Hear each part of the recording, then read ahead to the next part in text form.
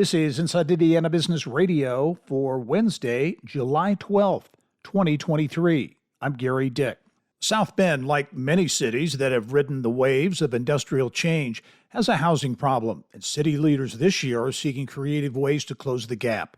A series of recently proposed projects, some still seeking funding, promise to bring hundreds of housing units to the area, specifically for low-income residents, while also transforming long-neglected parts of the city. South Bend Executive Director of Community Investment, Caleb Bauer. The hope is that, as you get some of that momentum, you could see some rising property values for neighbors.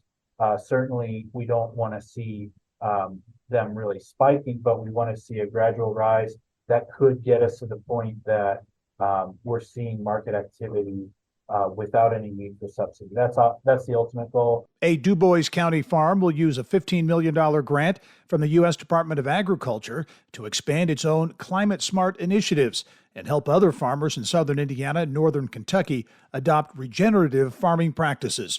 The grant focuses on climate-smart commodities, which are produced using agricultural practices that sequester carbon or reduce greenhouse gas emissions. Central Indiana home price increases have slowed as the available housing inventory fell 5.7% in June. That compared to the same period last year. According to FC Tucker Company, the average home sale price last month of more than $316,000 was a drop of 6.7% from June of last year. Newburgh-based Energy Systems Group is under new ownership. The sustainable energy solutions provider announced Tuesday it has been acquired by Oaktree Capital Management, a global investment management firm headquartered in Los Angeles. From the state's #1 source for Indiana business news, you're listening to Inside Indiana Business Radio. For 25 years, we've had the honor of telling the story of Indiana business. More than 1,300 shows, 8,000 interviews. We've traveled from Valparaiso to Versailles, Fort Wayne to Fort Branch, and everywhere in between. And we are just getting started. Our team is passionate about Indiana business because your story is worth telling. Join us every week as we travel the state to bring you Indiana's story. Inside Indiana Business, 25 years and counting.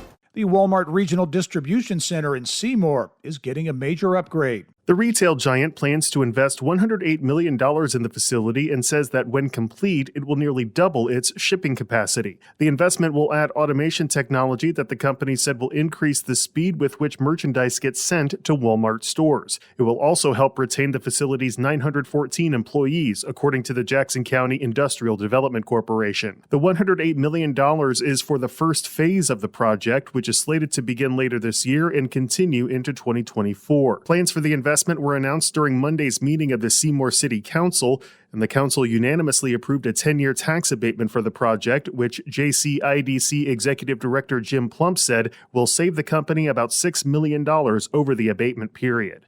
Walmart employs more than 43,000 people throughout Indiana.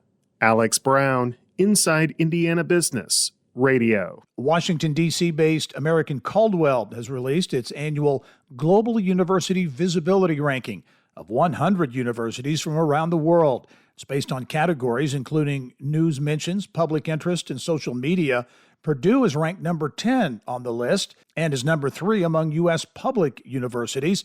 It's the only Indiana higher education institution on that list. This is Gary Dick for Inside Indiana Business Radio on Demand.